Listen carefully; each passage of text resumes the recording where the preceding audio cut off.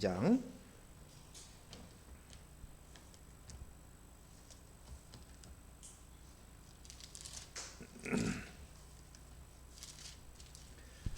욥기 42장 13절에서 17절까지 말씀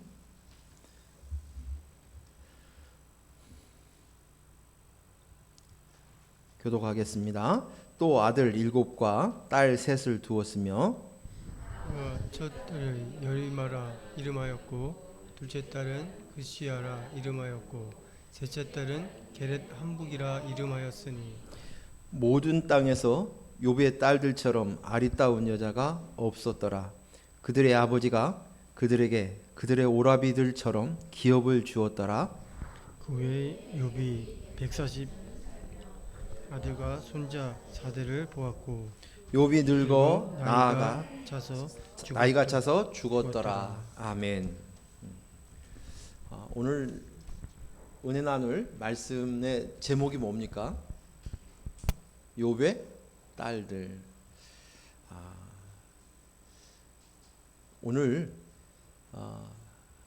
이 말씀을 통해서 하나님께 주신 큰 은혜가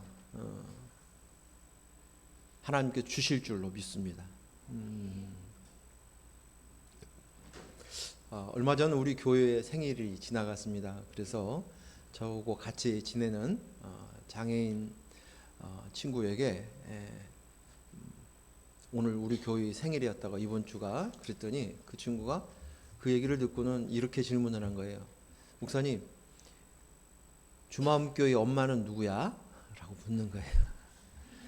주마음교회 엄마는 누구야? 뭐라고 대답해야 될까요?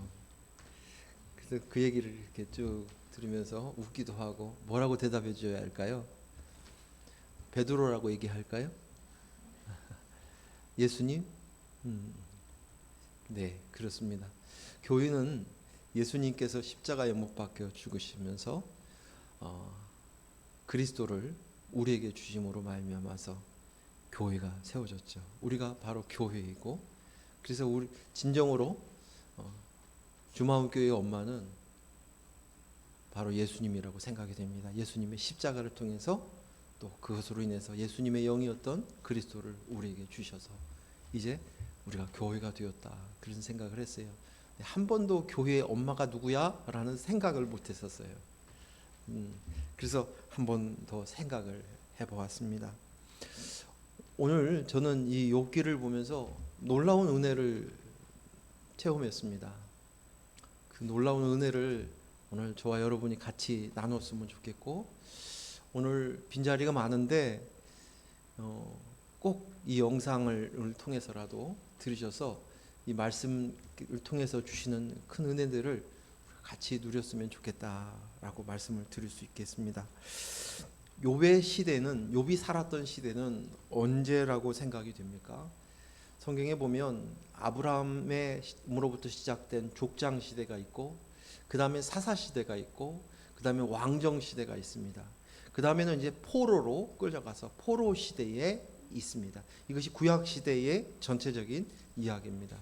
그렇다면 이 중에서 욥은 어느 시대의 사람이라고 생각이 되어집니까? 욥은 놀랍게도 아브라함과 같은 시대의 사람이라고 성경학자들은 이야기하고 있습니다.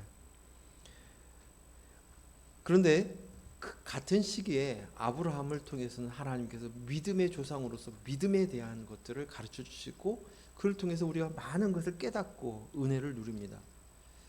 그런데 그 시대에 같이 있었던 욥을 통해서는 하나님께서 어떤 은혜를 주셨는가, 우리가 깊이 생각해 주어야 될 말씀입니다. 하나님께서 처음으로 아브라함을 부르셨듯이 욥을 통하여서 부르셨어요.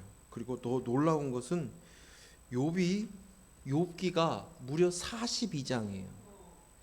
창세기의 50장의 이 내용 속에서 아브라함의 시대가 열려진 한 부분이지만 욥에 대해서는 42장에 걸쳐서 기록되어 있습니다. 그저 욥이 고난 속에서도 인내했더라, 그리고 하나님께서 축복을 받았더라, 그 정도에서 끝날 문제가 아니라는 것이죠. 성경에 그만큼 42장을 걸쳐서 말씀하셨다는 것은 하나님께서 우리를 욥을 통해서 우리가 깨닫기를 원하시는 강력한 메시지가 있고 거기에서 얻어야 될 것들이 있다는 것입니다. 욥기는 그냥 단순하게 우리가 인내를 해야 되고 그 인내 속에서 쓰러지지 않고 신앙을 가져야 된다라고 생각하는, 고난 속에서 인내의 신앙을 갖자, 이러한 단편적인 그런 메시지가 아닙니다. 처음 질문은 이렇게 욥을 생각할 수 있습니다. 어떻게 질문하냐면 잘못이 없는 인생에게 왜 고난이 생겼을까? 이게 처음 욥기의 시작 부분입니다. 그러나 후반에 가서는 그 고난, 하나님께서 고난을 주신 이유를 깨닫게 해주십니다. 그것을 통해서 하나님에 대한 지식들을, 하나님에 대한 알을 가르쳐 주십니다. 그러기에 우리는 욥기를 가볍게 대할 수 없는, 그저 단순히 내 인생을 비교했을 때 욥의 고난에 비해서 내가 덜 고난스러워, 그래서 위로받고 인내하고 하는 그런 정도의 성경이 아니라는 것입니다. 그저 자신의 이 욥기를 보면 믿음으로 인내하는 것뿐만 아니라 답이 없어서 욥이 그저 버텨냅니다. 순간순간 버텨납니다. 그리고 고난 속에서 욥이 끊임없이 질문을 합니다. 왜 그렇습니까? 이유가 무엇입니까? 라고 묻습니다. 자신이 가지고 있는 신앙의 법칙으로는 이 문제를, 자신이 당한 고난을 해결할 수 없기 때문에 끊임없이 이렇게 질문을 하는 것입니다. 우리가 가장 힘들어하는 부분은 우리의 신앙으로 도무지 설명이 되지 않았을 때 우리는 매우 고통스러워합니다. 우리가 가장 힘들어하는 부분, 그것은 바로 내 신앙의 생각, 지식으로는 이해가 되지 않고 납득이 되지 않았을 때 우리는 괴로워하고 힘들어합니다. 욥의 친구들이 등장합니다. 근데 욥의 친구들의 생각의 사고방식은 뭐였냐면 인과응보의 법칙으로 욥의 고난을 보면서 계속해서 책망하고 회개하라고 말을 합니다. 분명 잘못한 것이 있으니까 벌을 받은 것이다 라는 생각 속에서 욥을 바라보고 있습니다. 이러할 때에 욥의 반응을 이렇게 욥 전체를 바라보면 고난 가운데서 욥의 반응이 세 가지로 보여집니다. 처음에는 어떤 장면이냐면 그 고난 앞에서 그가 침묵합니다. 아무 말도 못합니다. 그리고 두 번째 가서는 매우 혼란스러워합니다. 힘들어하면서 혼란스러워하면서 계속 질문하고, 왜 스스로 질문하고 하나님을 향해서 이야기합니다. 그리고 마지막 세 번째 단계가 뭐냐면 포기 단계, 자폭하는 단계에 이르릅니다. 그래서 나 죽겠습니다, 나를 죽여주십시오, 극단적인 모습을 보입니다. 포기하는 것이, 아내도 자식도 친구도 종들도 다 등을 돌렸습니다. 떠나갔습니다. 스스로 죽겠다고 하는 것은 자기가 자기를 살인하겠다는 거예요. 생명에 대하여서 존중이 없이 이제는 나는 가치가 없다, 나는 죽는 게 좋겠다, 그래서 다 내려놓고 포기합니다. 원망과 분노와 체념 속에서 욥이 그 순간 하나님을 향하여서 겁없이 질문을 합니다. 그 질문하는 장면이 어떤 장면이냐면 욥기 13장 20절에서 22절이에요. 하나님을 향해서 이렇게 도전하며 질문합니다. 같이 읽겠습니다. 시작. 오직 내게 이 두 가지 일을 행하지 마옵소서. 그리하시면 내가 주의 얼굴을 피하여 숨지 아니하오리니 곧 주의 손을 내게 대지 마시오. 주의 위엄으로 나를 두렵게 하지 마실 것이니이다. 그리하시고 주는 나를 부르소서. 내가 대답하리이다. 혹 내가 말씀하게 하옵시고 주는 내게 대답하옵소서. 아멘. 욥에 보면 하나님 앞에 대단한 용기를 가지고 배짱을 가지고 이제 안 보이는 거예요. 자기 고난 앞에서 이제 하나님이고 사람이고 없이 배짱을 가지고 하나님 앞에 질문을 합니다. 두 가지 일을 하나님 행하십시오 라고 얘기합니다. 그 두 가지 질문이 뭐냐면 21절에서 첫째는 주의 손을 내게 대지 마옵소서라는 말입니다. 주의 손을 내게 대지 마세요. 이 말은 하나님께서 자기가 너무 고난이 힘드니까 고난을 멈춰달라는, 그만해달라는 애원의 질문이에요. 내가 너무 고통스럽습니다. 이제 그만해 주십시오. 두 번째 질문은 주의 위험과 나를 두렵게 하지 마, 위험으로 나를 두렵게 하지 마십시오 라고 질문합니다. 하나님의 진노를 거두시어서 더 이상 내가 두려움에 떨지 않게 해주세요. 하나님이 적대시하시는 그 모습이 너무 두렵습니다. 그래서 돌이켜 주십시오. 나를 적대시하지 마십시오. 그러면 내가 하나님의 얼굴을 피하지 않고 내가 당당하게 하나님께 대답하겠습니다. 이렇게 욥이 이야기합니다.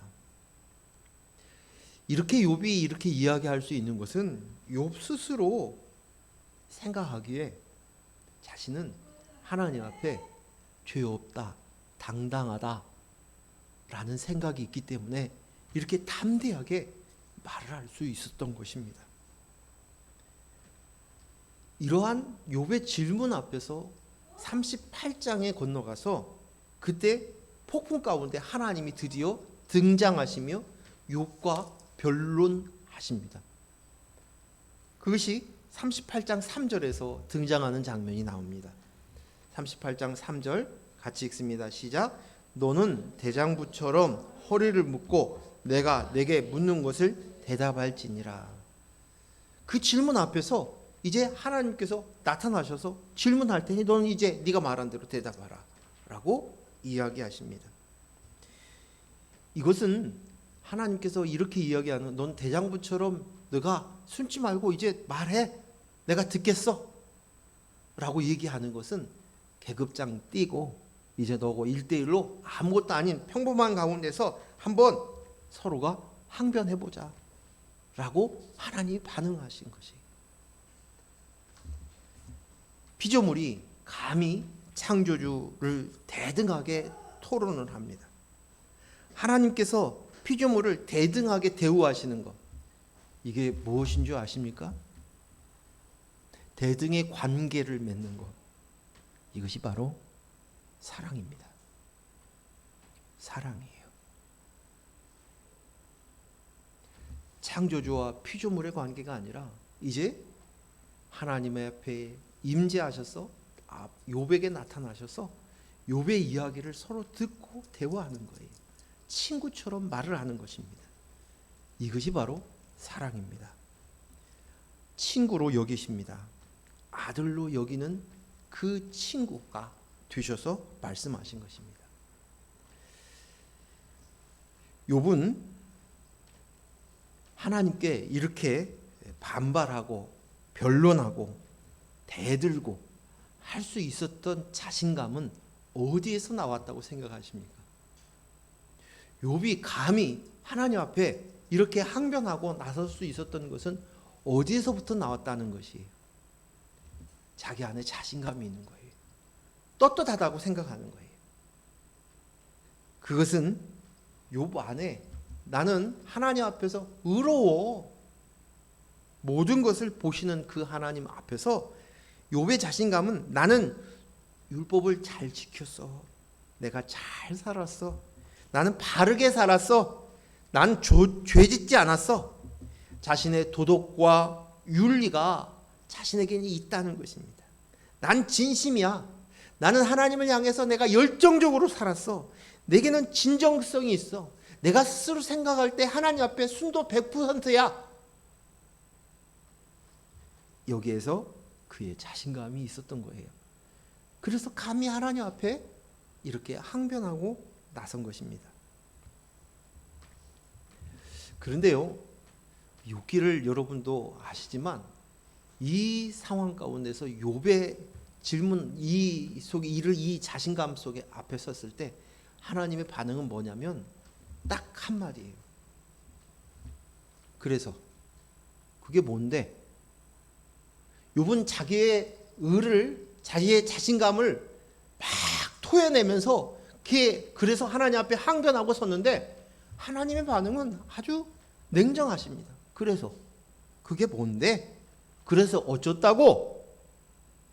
이렇게 질문하시는 거예요. 무슨 말인지 아시겠습니까? 나의 진심, 나의 진정성, 나의 열심과 나의 열정과 나의 헌신이 하나님 앞에서 의미가 없다는 것이에요.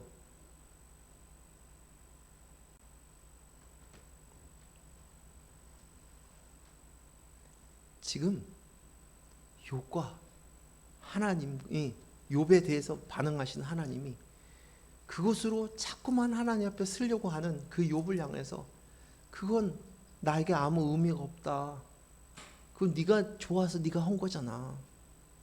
네가 하나님 잘 믿으려고 했잖아. 네가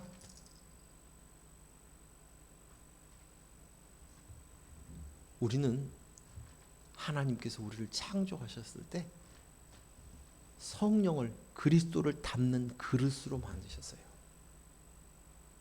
그릇으로 창조하셨어요. 이것이 바로 하나님의 창조의 목적입니다. 그런데 그 속에 담긴 성령 그리스도가 중요한 것이 아니라 지금 욥은 자기가 중요한 거예요. 그릇이. 내가 이 그릇을 얼마나 깨끗하게 잘 깎았는데, 얼마나 잘 씻어놓았는데, 얼마나 예쁘게 단장해놨는데 예쁘게 화장을 했어. 얼마나 비싼 것을 붙여놓는지 알아? 얼마나 내가 많이 노력했는지 알아? 이렇게 하나님 앞에 가는 거예요. 근데 하나님께서는 그게 뭔데? 그래서 어쩌다고? 그래서 어쩌다고요? 나는 어려서부터 모태신앙이에요. 교회를 한 번도 안 빠졌어요. 내 신앙의 양심에 거리끼는 일은 단 한 번도 한 적이 없어요. 내가 얼마나 하나님을 열심히 믿고 열심히 따라하는지 몰라요. 그런데 하나님의 반응은 그래? 그게 뭔데? 그래서 어쩌다고?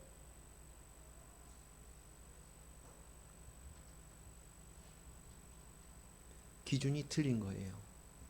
보는 관점이 틀린 거예요.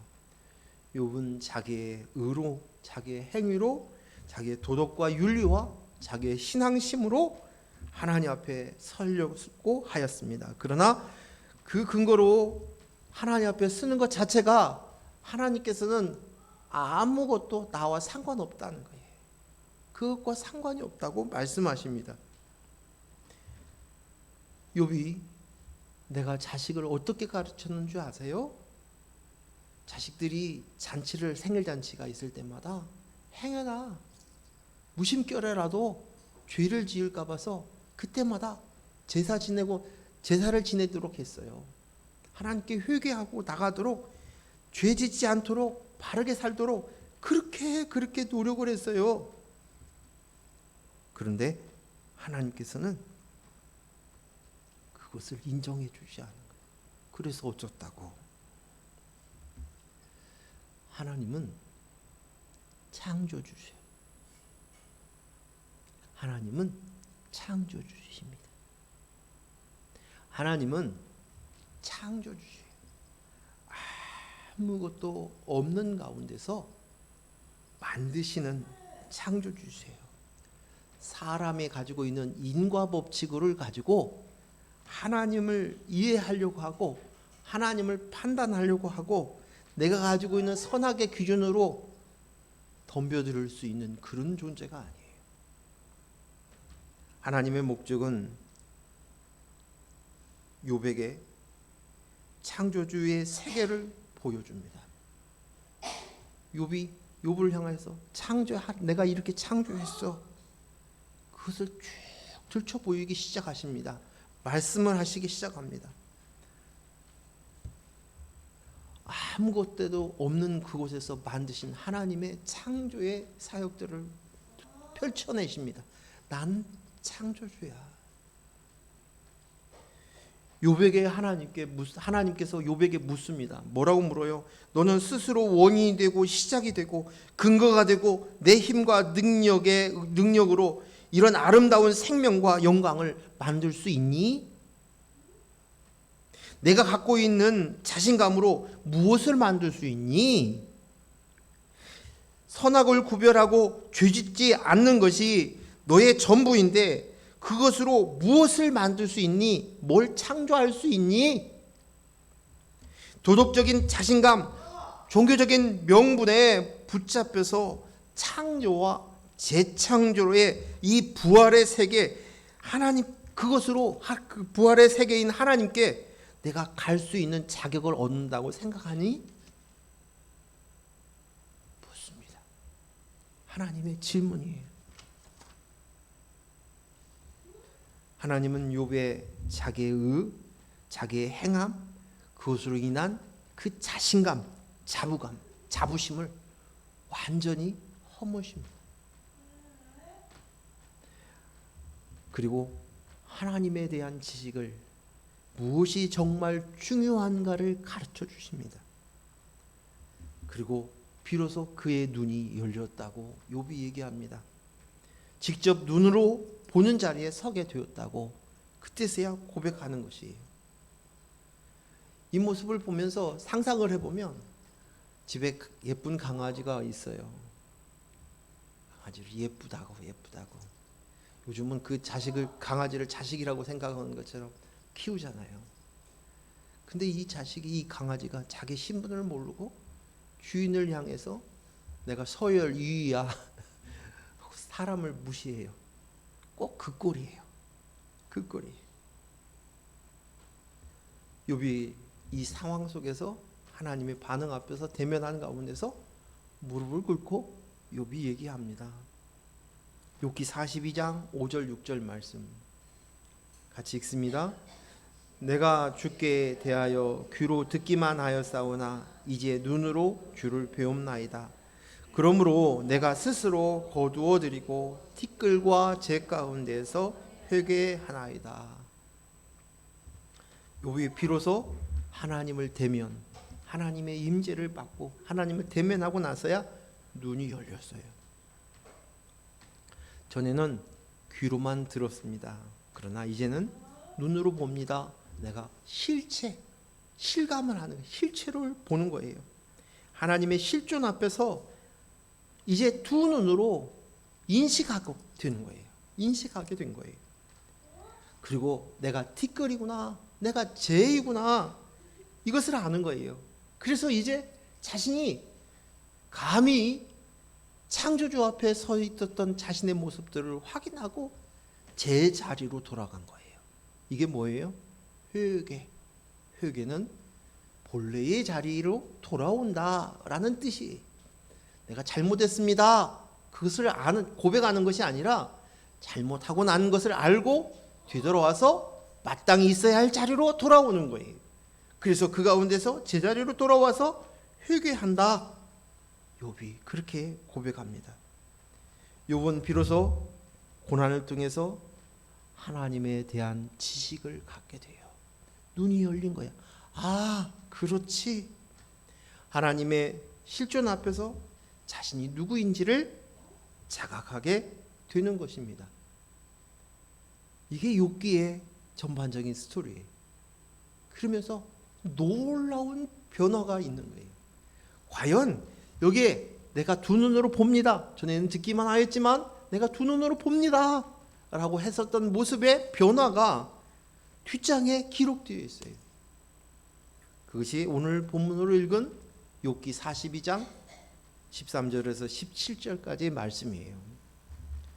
한 번 더 같이 읽겠습니다. 또 아들 7과 딸 3을 두었으며 그가 첫째 딸은 여미마라 이름하였고 둘째 딸은 구시아라 셋째 딸은 게렌합북이라 이름하였으니 모든 땅에서 욥의 딸들처럼 아리따운 여자가 없다. 그들의 아버지가 그들에게 그들의 오라비들처럼 기업을 주었더라. 그 후에 욥이 140년을 살며 아들과 손자 4대를 보았고 욥이 늙어 나이가 차서 죽었더라. 아멘. 오늘 욥이 하나님을 대면하고 난 이후에, 눈이 열리고 난 이후에 그가 몇 년 동안 살았다고요? 140년을 살았다라고 이야기합니다. 과연 욥의 나이는 몇 살일까요? 욥의 나이는 몇 살입니까? 욥의 나이는 기록되어 있지 않습니다. 우리가 알듯이 고난이 있기 전에 몇 살이었다고 기록이 되어 있으면 그것을 합치면 나이가 나올 텐데, 고난 이전의 나이에 대해서는 성경에 무관심해요. 그래서 알 필요 없는 거예요. 기록되어 있지 않습니다. 내가 하나님을 열심히 섬겼던 그 시간은 하나님 앞에 무의미한 거예요. 하나님의 기준으로 내가 나야가 하나님을 열심히 섬기고 열심히 따르고 율법을 지켰던 그 시간들, 내 노력과 땀이 수고가 담겨 있다고 생각하고 내 의가 들어가 있었던 그 시간들은 성경에는 무관심해요. 그리고 성경에 기록된 그 시간에는 하나님과 대면하고 난 이후에 그가 140년을 살았다, 영생의 삶을 살고 있는 그 시간에 관심을 두고 있다는 것입니다. 하나님의 관심은 하나님의 임재 이후에 그리스도의 영으로 나입니다로 깨치고 실존이 되고 난 이후의 시간을 의미 있게 다룹니다. 우리가 잘 알고 있듯이 창세기에 아브라함과 하나님과 소돔과 고모라를 멸망할 것을 가지고 기준을 삼은 것이 무엇입니까? 의인의 숫자예요. 의인의 숫자. 그 도시가 얼마나 아름다운 줄 아십니까? 거기에 몇 명이 살고 있는지 아십니까? 거기에는 어떤 사람들이 살고 있고요, 어떤 사람들은 어떤 일들을 했고요, 거기에 거기에 있는 짐승들이 몇 마리나 얼마나 많은 줄 아십니까? 시설이 얼마나 좋은 줄 아십니까? 얼마나 똑똑한 줄 아십니까? 이거에 관심이 없는 거예요. 오직 하나님과 아브라함의 대화의 기준은 의인의 숫자였어요. 의인이 몇 명이냐? 근데 의인 10명도 안 되는 거예요. 그래서 결국 멸망합니다. 욥은 내가 나야가 하나님을 섬기고 잘 살았던 시절, 그 시절에 자기 자부심이 빵빵이었어요. 자신감이 있었어요. 그런데 하나님 앞에서는 그것이 아무 의미가 없는 거예요. 오직 의미가 있는 것은 하나님의 임재 속에 거하는 시간, 그리스도 영으로 나입니다, 이것을 알게 된 재창조의 시간만이 하나님 앞에서의 역사이고 시간이고 귀하게 여기는 그런 영생의 시간이라는 것이에요. 자, 오늘 욥이 놀라운 변화가 있습니다. 욥에게 어떤 변화가 있냐면, 성경에 보면 욥의 딸들의 이름이 기록되었다는 거예요. 욥의 딸들이 앞전에 고난받기 전에 있었던 자녀가 몇 명이었습니까? 10명이었어요. 아들 7과 딸 3을 주었어요. 근데 거기에서도 아들의 이름이 기록되어 있지 않아요. 딸들의 이름도 기록되어 있지 않아요. 그런데 오늘 고난 이후에, 하나님의 임재 이후에, 그 다음에 아들 7의 이름은 도매급으로 넘겨버리고 딸 3 이름만 특별하게 기록되어 있습니다. 그러면서 그 딸 3에 대해서 기업을 나눠주었대요. 아들하고 똑같이 공평하게 나누어졌다는 거예요. 그 당시에는 여자들은 숫자에도 들어가지 않습니다. 숫자가 몇 명입니까? 그러면 성인 남성들의 숫자들을 헤아리는 거예요. 이게 숫자예요. 여자는 아무리 똑똑하고 잘났어도 예뻤어도 그 숫자에 들어가지 못하는 것이에요. 그저 결혼식이 되면 그 지참금으로 받아내는 정도, 재산의 일부 정도, 그 정도밖에 없었던 그런 시대의 문화와 전통 속에 있었던 그 시절이에요. 그런데 오늘 욥이 오늘 그 딸들을 이야기하고 있어요. 그 딸들의 이름을 기록되어 있어 성경에. 그리고 그에게 기업을 나눠주었대요.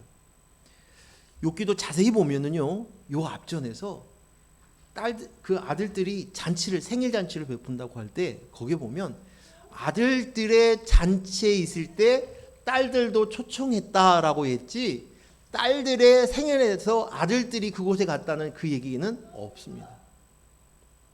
그랬는데 지금 욥이 하나님을 만나고 난 이후에 딸들을 똑같이 그들에게 공평하게 대합니다.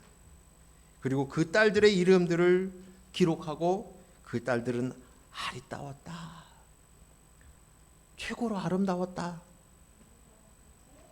라고 얘기합니다. 저는 이 장면이 정말 놀랍습니다. 갑자기 욥이 딸바보로 바뀌어졌나? 은혜를 받더니 욥이 하나님을 만난 이후에 그가 딸바보로 바뀌었다니 놀랍네? 이게 아니에요. 물론 저도 딸이 셋이 있으니까 이게 크게 와닿는 부분들도 있지만 이런 부분이 아니라는 거예요. 여기에는 놀라운 욥 안의 변화된 모습이에요. 하나님의 임재가 있고 난 이후에, 하나님에 대한 지식이 드러난 이후에 당시의 관습이나 전통이나 가치관이나 세계관을 깨고 이젠 딸을 존재로 있는 모습 그대로 편견 없이 바라보게 되었다는 거예요. 딸을 바라볼 때 선입견이나 어떤 여자는 이러이러해야 돼 라는 생각이 없어진 채로 그 딸의 존재를 보게 된 거예요. 하나님의 주신 선물로 그 자녀로, 딸로 보는 것입니다. 그래서 자유롭습니다. 딸들이 자유로워요. 그래서 그 모습 속에서 자체의 아름다운 빛이 드러나는 거예요. 이게 오늘 성경의 아름답다예요. 아리따웠다라는 것입니다. 아버지가 더 이상 딸에게 고통의 존재가 아니에요. 억압의 존재가 아니에요. 법이 아니에요. 법으로 와닿지 않아요. 이제 더 이상 딸이 아버지에게 있어서 억압의 고통의 대상이 아니었습니다. 딸은 이러이러해야 돼. 여자는 이래야 돼. 딸은 그저 재산 개념으로 밖에 보이지 않던 그 시절의 그 딸이 이제 그냥 하나님의 자녀로, 아들로, 형제로, 존재로, 사람으로 보기 시작했다는 것이에요. 남녀의 차이, 남존 여비의 사상을 깨뜨린 것입니다. 그냥 하나님의 영을 누릴 존재가 된 거예요. 지금까지 바라봤던 욥 자신이 변화되어지자 이제는 그가 똑같은 존재가 된 거예요.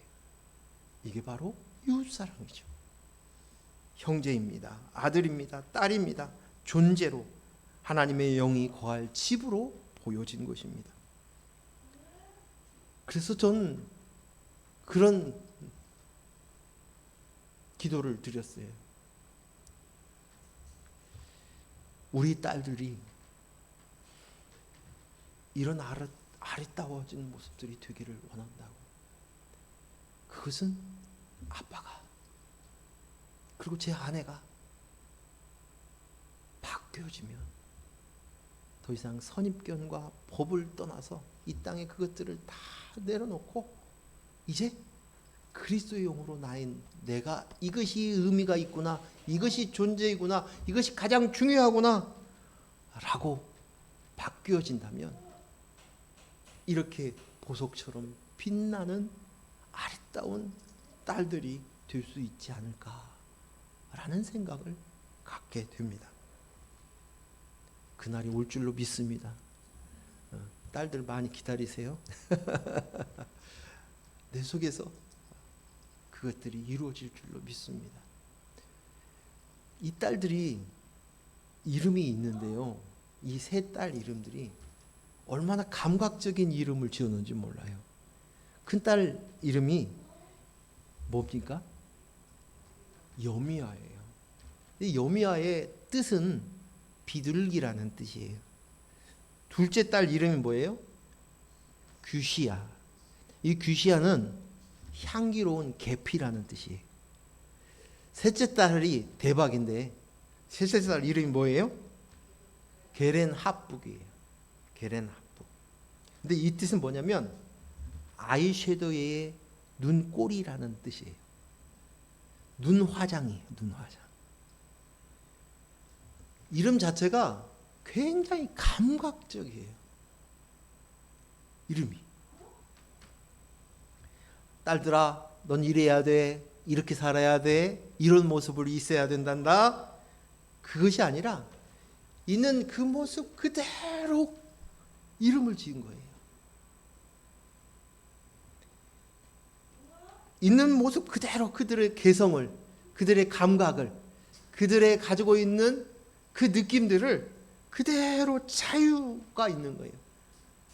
딸들 안에 이름 속에서 보면 욥이 그 딸들을 바라보는 자유함이 있고 그 속에 있는 딸들의 그 자유함 속에서 누리는 그 또 자유함을 보게 되는 것입니다.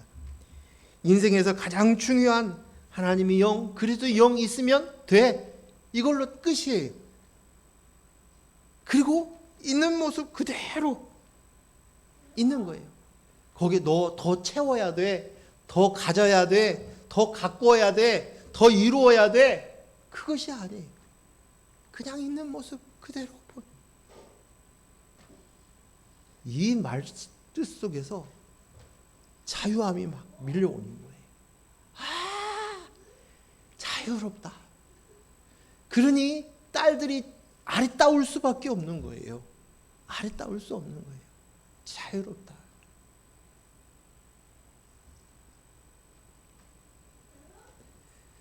근데 여기에서만 끝나는 게 아니에요. 오늘 욥의 딸들의 이름 속에 놀라운 하나님의 은혜의 고백이 있다는 거예요. 딸은 여자예요.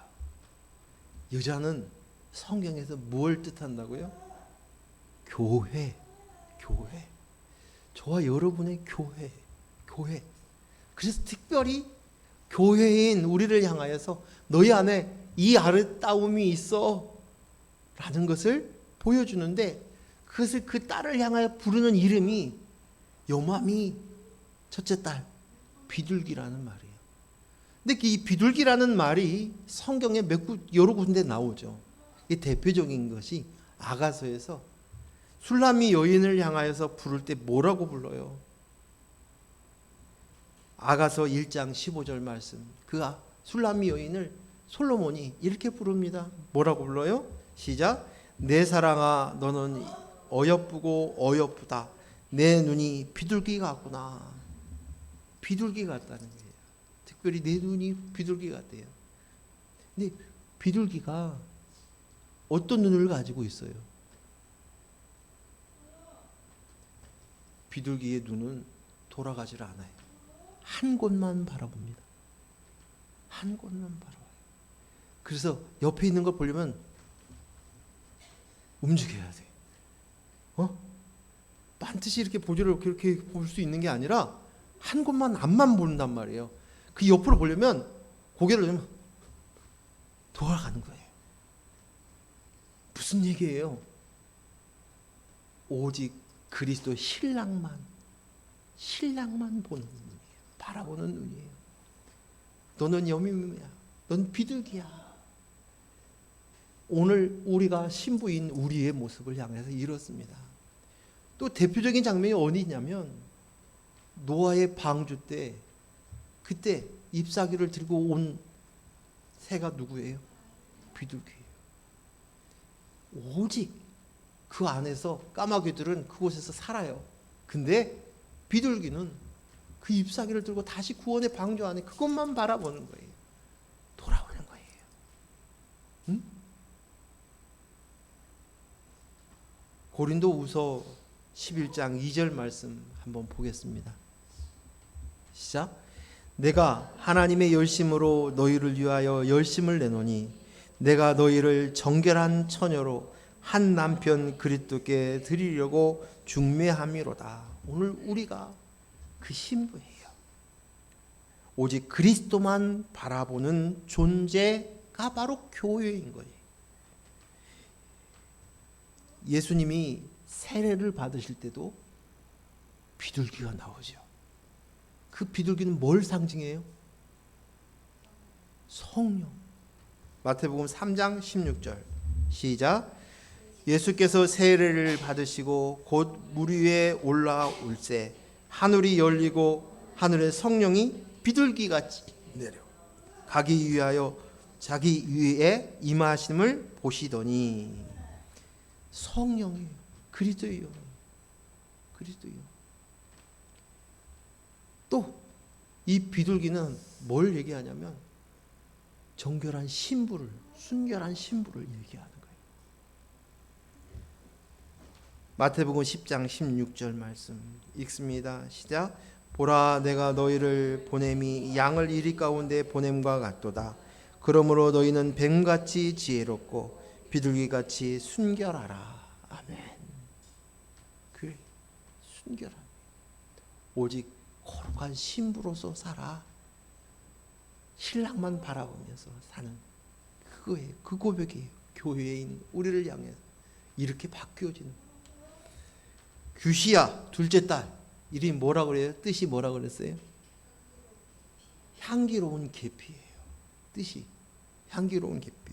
그런데 이 향기로운 계피는 어디를 무엇을 만드는 데 사용이 되냐면 출애굽기에 보면 하나님의 거룩한 관유를 만들 때 사용되어져요. 근데 여기에도 놀라운 신비가 있어요. 출애굽기 30장 22절에서 25절 말씀 우리 같이 읽겠습니다. 시작. 여호와께서 모세에게 또 말씀하여 이르시되 너는 상등 향품을 가지되 액체 모략 50세겔과 그 반수의 향기로운 육개 250세겔 향기로운 창포 250세겔과 계피 500세겔을 성소의 세겔로 하고 감람기름 한 흰을 가지고 그것을 거룩한 관유를 만들되 향을 제조하는 법대로 향기름을 만들지니 그것이 거룩한 관유가 될지라. 아멘. 여기에 관유를 만드는데요. 이 관유를 만들어서 성전의 모든 기구에 다 바르게 만들어요. 다 만드는데 여기에 그 비율이 있어요. 어떻게 만드냐면 육개하고 창포하고 250 그리고 500세겔은 계피를 넣는다는 거예요. 근데 이 말 속에서 보면 육개는 예수 그리스도의 몸이 찢긴다는 것을 상징하는 말이에요. 창포는요, 우리가 5월 단오날 창포로 뭐 해요? 씻는 거예요. 씻는 거예요. 그래서 예수 그리스도의 십자가를 통해서 그 보혈로 우리가 씻겨졌다. 그래서 예수 그리스도를 예수님의 십자가를 상징하는 거예요. 예수 그리스도를 상징하는 거예요. 근데 이 계피는 뭐냐? 눈물이라는 뜻이 있어요. 눈물의 향기. 즉 다시 말해서 회개하는 거예요. 회개하는. 예수 그리스도의 영과 성도가 연합되어지는 모습들을 보는 거예요. 성령으로 연합된 모습. 그래서 이게 거룩한 관유를 만들어서 곳곳마다 물품마다 다 바르는 거예요. 성전에 있는 것. 그것으로 인해서 거룩한 성물이 되게 만드시는 거예요. 오늘 우리는 성전이에요. 그리스도의 영으로 내가 되었어요. 이 신부가 되었어요. 교회가 된 거예요. 세 번째 딸 이름이 대박이죠. 세 번째 딸 이름이 뭐예요? 게렌하프. 근데 게렌 하프의 뜻이 뭐라고요? 아이섀도우의 눈꼬리라는 뜻이. 눈 화장이에요. 그런데 이 눈 화장은 뭘 의미하냐면 신부 화장을 얘기하는 거예요. 신부가 신랑을 위해서 예쁘게 단장을 화장을 하는 거예요. 그걸 얘기하는 거예요. 얼마나 감각적이에요. 응? 단장하는 신부의 모습이에요. 신부인 우리가 신랑을 맞이하기 위해서 단장하는 모습을 보여주는 것이에요. 계시록 21장 2절 말씀 우리 같이 읽겠습니다. 시작. 또 내가 보매 거룩한 성 새 예루살렘이 하나님께로부터 하늘에서 내려오니 그 준비하는 것이 신부가 남편을 위하여 단장한 것 같더라. 신랑이 신랑을 맞이하기 위해서 신부가 매일 단장을 하는, 예쁘게 단장을 하는 거예요. 화장하는 거예요. 신랑은 누구예요? 그리스도예요. 그리스도를 위해서 매일 단장하는 거예요. 신부가 그 신랑만을 위해서. 그 모습이 아름다운 거예요. 아름다운 교회예요. 우리는 매일매일 이렇게 단장하는 거예요. 그리스도의 영으로 나옵니다. 그리스도의 영으로 나옵니다. 그 단장하는 모습들이 어디에 또 기록되냐면 베드로전서 3장 3절 4절 말씀 같이 읽습니다.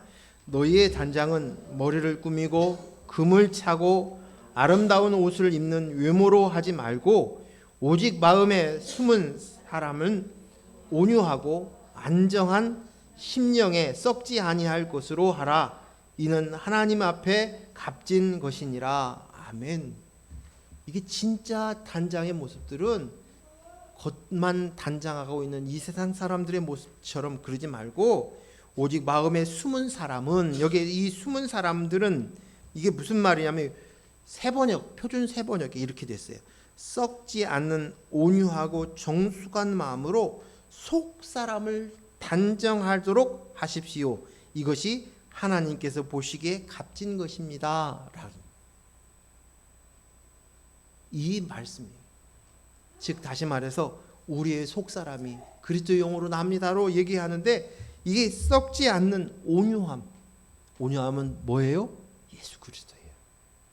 예수 그리스도에게만 있는 거예요. 그 예수 그리스도예요. 정숙함은 뭐예요? 신랑 하나만 바라보는 거예요. 오직 그리스도의 영으로, 신랑 되신 그리스도의 영으로 나입니다. 그것이 진짜 단장이다. 겉에 보여지는 그 단장이 중요한 게 아니라 너희 속사람의 이러한 온유함과 정숙함의 단장이 있어야 돼 라는 것입니다. 오늘 이 욥의 딸들의 이름 속에서 오늘 아름다운 욥의 딸들처럼 우리도 아리따운 그런 하나님의 딸들 교회가 될 수 있기를 소원합니다. 기도하겠습니다. 하나님 아버지 감사합니다. 오늘 주신 말씀들을 다시금 곱씹어 보면서 놀라운 하나님의 주신 자유함을 깨닫습니다. 하나님 앞에서 이제 우리가 의미 있는 존재가 되었습니다. 하나님의 사랑으로, 은혜로 되었습니다. 그리스도의 영으로 나입니다. 이제 내 속에 여마미도 있고 규시아도 있고 게렌 합북도 있습니다. 그래서 온전히 신부로, 딸로 아리따움들이 보석처럼 빛날 수 있는, 세계에서 가장 아름다움이 소문이 나는 그 보석이, 그 아리따움이 있게 하여 주시옵소서. 예수님 이름으로 기도했습니다. 아멘.